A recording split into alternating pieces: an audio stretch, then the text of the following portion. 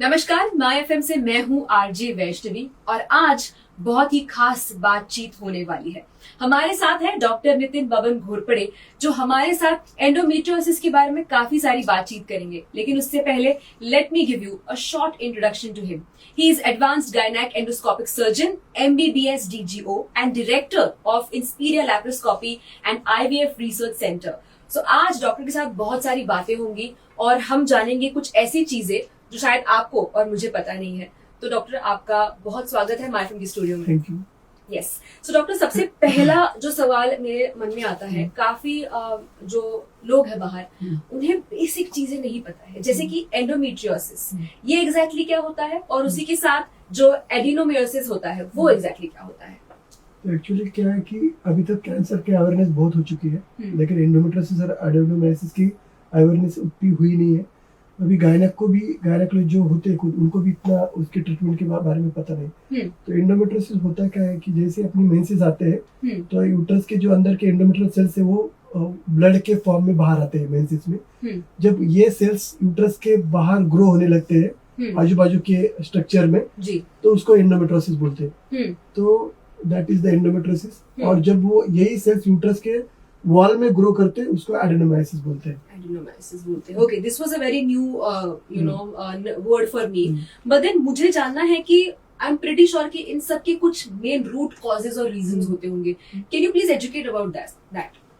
Basically अभी इसके बहुत सारे हाइपोथेसिस आए हैं, लेकिन जो भी है अभी तक जेनेटिक कॉज ही है। क्योंकि हर पेशेंट में महावरी में जो ब्लड होता है वो जो ट्यूब्स होती है फैलोपियन ट्यूब्स, उससे एब्डोमिनल कैविटी में जाता है। लेकिन 100 में 7% पेशेंट ही या फीमेल ही ऐसे होते हैं कि जिधर वो जेनेटिक अल्टरेशन के कारण ग्रो होने लगते हैं। राइट। तो it is a type of benign growth. It is not cancer but it is a growth and it is a benign, यानी non cancerous growth. So it is a cause only. Genetic alteration, it is a cause. That is the cause, right? I will add a question. काफी women, there are many women who are already educated about this. उन्हें पता है, लेकिन अगर हम rural side में जाते हैं सर, तो women are not aware about it.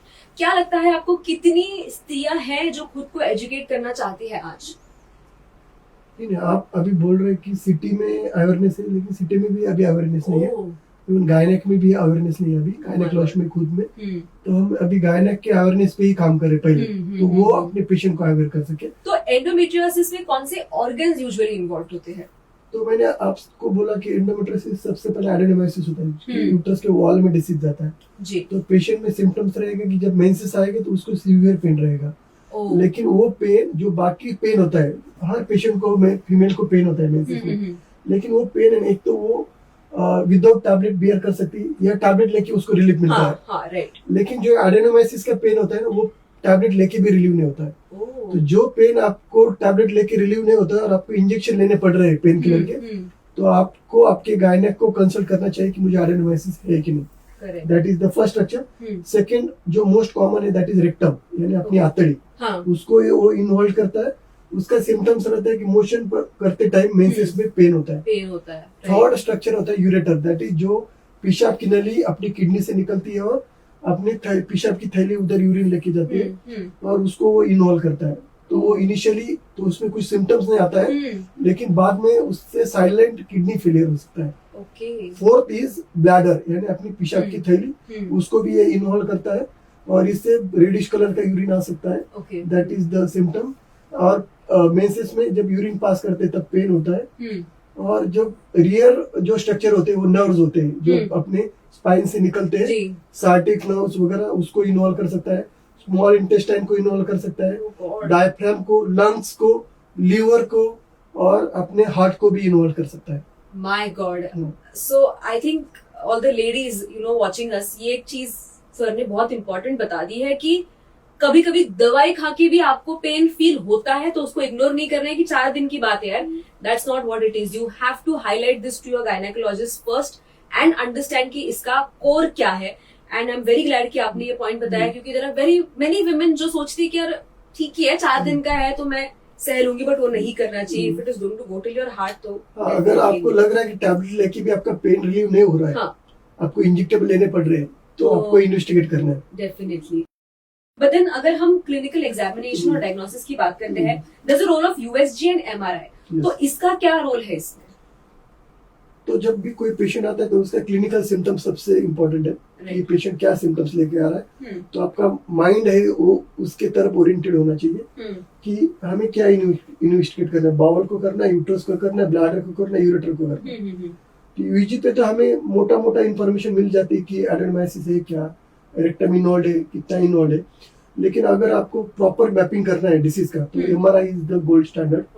तो प्रॉपर एमआरआई, और ऐसा नहीं कि आप कोई भी एमआरआई पे सेंटर पे गए और उधर एमआरआई किया और डायग्नोस हो, नहीं। जैसे एंडोमेट्रियोसिस सर्जन होते वैसे इसका रीडिंग करने वाले भी लोग होते हैं, expert.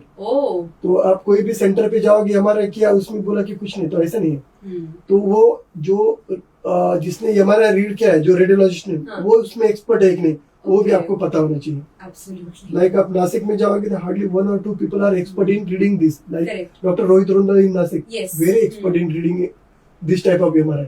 Wow, there are very few people, यानी कि हम किसके पास जाते हैं वो भी हमने सोच समझ कर, या तो जाके उनसे सवाल पूछने हैं। Basically we have to choose our doctor. Well doctor, with that said, there are of course treatments with endometriosis, तो मुझे उस ट्रीटमेंट्स के बारे में जानना है। तो क्या अभी लास्ट 7 years में 3D सिस्टम जो है, 3D लैप्रोस्कोपिक सिस्टम, वो बहुत इवॉल्व हो गई है। ओके। अल्ट्रासोनिक है जेएनजे का, वो बहुत इवॉल्व हो गया है, उसके बहुत फाइन आ गए। तो पहले क्या था, इसका treatment as a medical management, first line of management बोला जाता था कि दैट इज द ट्रीटमेंट। क्योंकि इसमें मल्टीपल ऑर्गन इन्वॉल्व है, और उसमें रेक्टम भी इन्वॉल्व है, आर्टरी भी इन्वॉल्व है, यूरेटर इन्वॉल्व है, ब्लैडर इन्वॉल्व है। तो कोई हाथ लगाने के लिए हिम्मत नहीं करता था क्योंकि सिस्टम इतनी इवॉल्व नहीं थी। सिंगल चिप कैमरे थे, बायपोलर एनर्जी थी, मोनोपोलर एनर्जी थी। लेकिन अब ऐसा नहीं, अभी 3D सिस्टम आ गया है, एमआरआई आ गया है, एमआरआई पे प्रॉपर मैपिंग होता है और फिर 3D पे हम अच्छे से उसको ऑपरेट कर सकते हैं, लाइक अल्ट्रासोनिक एनर्जी यूज करके। तो इसका मैनेजमेंट यही है कि आप एमआरआई पे प्रॉपर मैपिंग करो और फिर उसके बाद अच्छे सर्जन से एंडोमेट्रियोसिस जो करता है महीने के 20, 30, 40 उससे क्लियरेंस करो पूरा, और उसके बाद मेडिकल मैनेजमेंट पे जाओ। इसमें मेडिकल मैनेजमेंट पहले नहीं, मेडिकल मैनेजमेंट बाद में है, to avoid recurrence. Okay.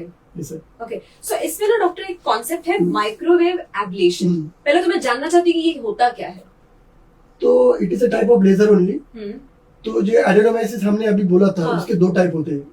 Initially जब वो थोड़ा थोड़ा करके डिफ्यूज होता है माइक्रोफॉर्म में, उसको हम डिफ्यूज एडेनोमाइसिस बोलते हैं। और जब उसका एक गार्ड तैयार होता है तो उसको हम फोकल बोलते हैं। तो जो फोकल का तो हम रिमूव कर सकते हैं, लेकिन डिफ्यूज को रिमूव नहीं कर सकते, इट इज माइक्रो लेवल पे। तो उसके लिए हम लेजर के सहायता से उसको बर्न करते हैं, तो इसको माइक्रोवेव एब्लेशन बोलते हैं। तो इनिशियली अपने पास कोई टेक्नोलॉजी नहीं थी माइक्रो डिफ्यूज के लिए, फोकल के लिए हम रिमूव कर पाते थे, डिफ्यूज के लिए सिर्फ मेडिकल मैनेजमेंट ही ट्रीटमेंट था। लेकिन ये अभी माइक्रोवेव आया है लास्ट 1 year से, तो इससे हम डिफ्यूज को भी अभी ट्रीट कर पा रहे हैं। तो पेशेंट का जो रिलीफ था, हम पहले समझो 100 में से 90% दे रहे थे, अभी हम 100 में से 100 दे रहे हैं पेन में relief. Because of this technology. Absolute great progress. But इसमें ही 3D और 4K कैमरा और अल्ट्रासोनिक एनर्जी का कुछ रोल है, तो वो मैं जानना चाहती हूँ। तो इनिशियली क्या है कि ये जो स्ट्रक्चर से लाइक रेक्टम हो गया, यूरेटर हो गया, नर्व्स हो गए, these are very vital structures. अगर इसको इंजरी हो गई तो वो लाइफ थ्रेटनिंग होती है, पेशेंट की जान चली जा सकती है इसमें, या पेशेंट को लाइफ टाइम यूरेटर जो कैथेटर होता है वो रखना पड़ सकता है, या कोलोस्टोमी रखना पड़ सकती है अगर सर्जरी आपकी इधर उधर गई तो इसके लिए आपको एकदम प्रिसाइज विजन होना चाहिए। लाइक 3D अगर यूज करेंगे आप, सिंगल चिप में जो आंखों को दिखता है वो आपको 3 times 4 times दिखता है, 3D में इट लुक लाइक 20 times। जो मेरे विजन नेकेड आई को दिखेगा वो 20 times मैग्नीफाई होके दिखेगा और 3D दिखेगा, लाइक मैं एब्डोमेन के अंदर जाके ऑपरेट कर रहा हूँ। तो ऐसे दिखेगा। तो उससे क्या होता है कि मैं स्ट्रक्चर के वेरी करीब जाके काम कर सकता हूँ। और अल्ट्रासोनिक का क्या है कि अल्ट्रासोनिक का जो लैटरल स्प्रेड है it is less than 1 mm। तो उससे मैं स्ट्रक्चर के पास जाके उसके ऊपर का डिसीज को विदाउट इंजरी करके निकाल सकता हूँ।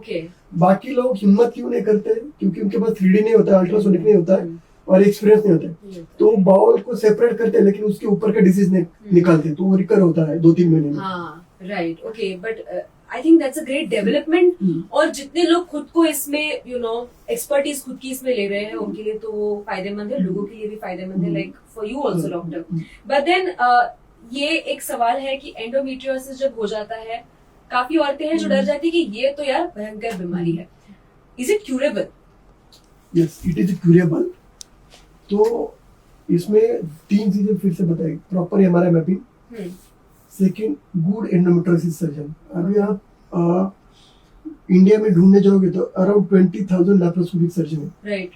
और अगर मैं बोलने जाऊँ कि कितने एंडोमेट्रियोसिस सर्जन है जो अच्छे से कर सके, तो मैं 10 भी गिन नहीं सकता, not more than 10 in all over India. और जो भी है maximum 7-8 in Maharashtra and Gujarat है। साउथ और नॉर्थ में जाओगे तो कोई नहीं है, तो उधर एज अ टीम वो काम करते हैं, यूरो, गैस्ट्रो, रोबोट, सब मिला के, फिर भी वो उतना क्लियरेंस दे नहीं पा रहे। लेकिन महाराष्ट्र और गुजरात थोड़ा इसमें आगे है, तो अपने पास एक 7-8 एंडोमेट्रियोसिस सर्जन है महाराष्ट्र और गुजरात पकड़ के, लेकिन साउथ और नॉर्थ में very few people, 2-3 max. That is a very low number वैसे देखा जाए तो। लेकिन अगर हम देखते हैं कि लाइक आपकी नासिक सिटी है, there is no single endometriosis surgeon in Nashik. In Bombay hardly 3-4। But इसका जब मुझे बुरा ये लग रहा है कि there are patients who are coming with more number of endometriosis problem, पर सर्जन्स हमारे पास कम है, तो उस लेवल पर पहुंचने के लिए शायद कुछ टाइम लगेगा। बट मैं फिर भी जानना चाहती हूँ कि फिर लैप्रोस्कोपिक सर्जन और एंडोमेट्रियोसिस सर्जन, इन दोनों के बीच का डिफरेंस क्या है? तो गायनी लैप्रोस्कोपिक सर्जन क्या होता है, वो यूट्रस के रिलेटेड या ओवरी के रिलेटेड, ट्यूब के रिलेटेड जो डिसीज है उसको ऑपरेट करता है। लाइक फाइब्रॉइड को ऑपरेट करेगा, राइट, हाँ। ओवरी में सिस्ट है तो उसको ऑपरेट करेगा, यूट्रस को निकालेगा, या यूट्रस नीचे जा रहा है उसको ऊपर खींचेगा, कोई सेप्टम में पर्दा है थैली के अंदर वो निकालेगा, ट्यूब्स ब्लॉक है तो उसको ओपन करेगा। तो ये लैप्रोस्कोपिक सर्जन करता है, गायनेक लैप्रोस्कोपिक सर्जन। लेकिन एंडोमेट्रियोसिस सर्जन वैसे नहीं होता है, वो उसको बाउल के बारे में भी उतना पता है, बाउल को कैसा डील करना है, उसको यूरेटर को कैसा डील करना है, ब्लैडर को कैसा डील करना है। तो he is a complete pelvic surgeon. तो वो जैसे यूरो के रिलेटेड यूरो सर्जन को पता होता है, तो जो एंडोमेट्रियोसिस सर्जन उसको यूरो को भी उतना पता है। अच्छा। जैसे गैस्ट्रो सर्जन को बाउल का पता है, तो एंडोमेट्रियोसिस सर्जन को गैस्ट्रो का भी उतना पता है। ओके, सो बेसिकली एक अम्ब्रेला पूरा होना चाहिए, and that is a must कि तुम उस ऑर्गन के जगह का सब तुम्हें पता होना चाहिए basically. So I absolutely understood this, but then a lot of myths and a lot of miscommunication. लोग आजकल व्हाट्सएप, फेसबुक से देख के काफी सारी चीजें बिलीव कर लेते हैं। But I have this one question कि अगर कोई प्रेग्नेंट है तो क्या प्रेगनेंसी एंडोमेट्रियोसिस को क्योर कर सकती है?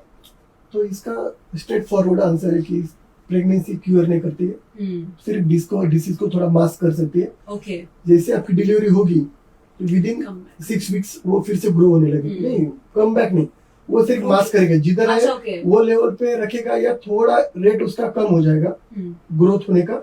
लेकिन जैसी डिलीवरी होगी, 6 वीक्स हो गए, आपके हार्मोन बेस को आएंगे, फिर से वो ग्रो होने लगेगा।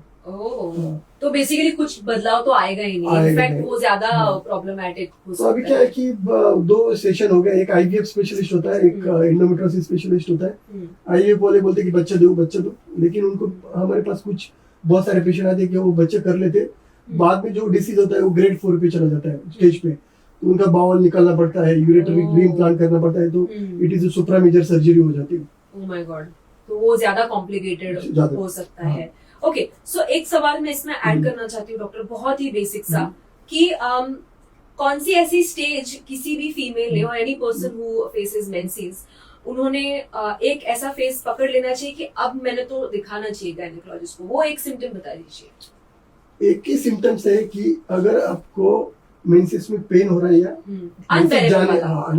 मेंसेस जाने के बाद भी पेन हो रहा है, ओके, और वो अनबेरेबल है, हाँ, तो आपको जाना चाहिए।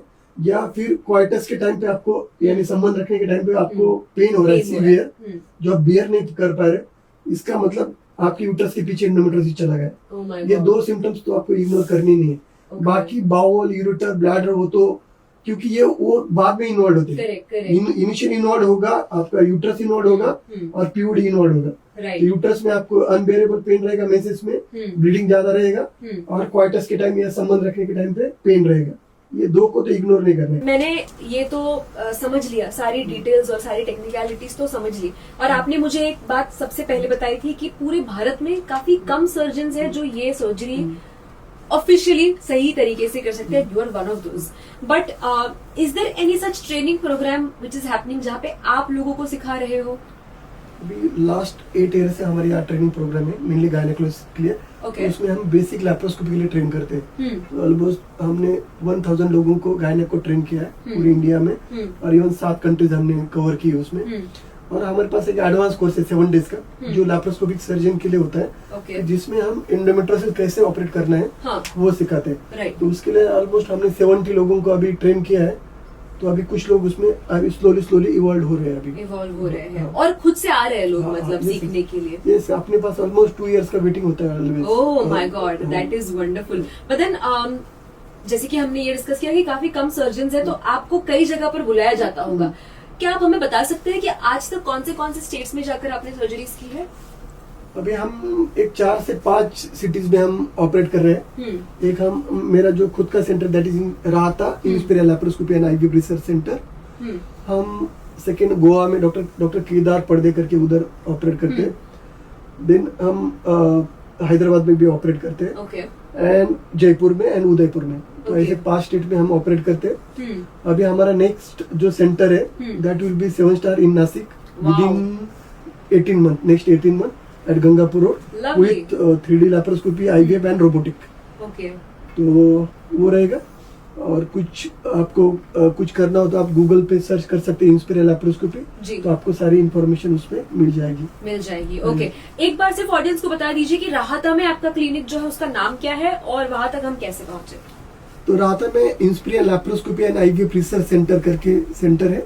दो it is a small place, लेकिन अपने यहाँ पूरे इंडिया से पेशेंट आते हैं, सारे स्टेट से, नॉर्थ एंड साउथ से, and even out of country भी पेशेंट आते हैं like Dubai, Bangladesh and Canada. उधर से भी पेशेंट एंडोमेट्रियोसिस के अपने यहाँ ड्रेन होते हैं, क्योंकि अपने फेलोज ही इतनी जगह पे, तो वही सब रेफर करते हैं पेशेंट। तो किसी को भी आना हो तो आप इंस्पिरिया आप गूगल पे सर्च करो या यूट्यूब पे आप आ सकते हो। और जिसको आना नहीं है तो हम ऑनलाइन कंसल्टिंग भी करते हैं, आप उस पर भी कर सकते हो। एब्सोल्युटली। तो ये एक नाम याद रखना है, that is doctor Nitin Ghorpade and he is the expert for endometriosis. कि इतने सारे जो हमारे लिसनर्स हैं, जो लोग देख रहे हैं, उन्हें आप क्या मैसेज देना चाहेंगे? एक तो आपको सिम्टम्स को इग्नोर नहीं करना है। सेकंड चीज है, आप जिस सर्जन के पास जा रहे हो उसका आपको प्रोफाइल पता होना चाहिए, सिर्फ इंस्टा और यूट्यूब का नहीं। वो बंदा कितना एंडोमेट्रियोसिस कर रहा है महीने की, व्हाट इज इसका सक्सेस रेट क्या है, करेक्ट, उसके वीडियोस कैसे हैं, और क्या बोलते हैं उसका रिकरेंस रेट क्या है डिसीज का, या उसने जो पेशेंट को ऑपरेट करने है उससे बात करके फिर ऑपरेट करना चाहिए। आप किसी के पास भी जाओगे, क्योंकि अभी हम समझो 35 ऑपरेट कर रहे हैं, 70% patient are redo surgery. Redo यानी पहले ऑपरेट कर चुके 1, 2, 3 बार और फिर ऑपरेट कर रहे हैं। क्यों? Because of incomplete surgery. जो भी पेशेंट आपके पास आ रहा है कि आपको समझना चाहिए कि मेरा फैमिली मेंबर है, करेक्ट, अगर ये मेरा फैमिली मेंबर है तो मैं इसको किधर ट्रीट करूंगा या कैसे ट्रीट करूंगा, वैसे आप अपने पेशेंट को ट्रीट करो। Absolutely. It is the need of time to educate yourself first when you choose your doctor, your gynec.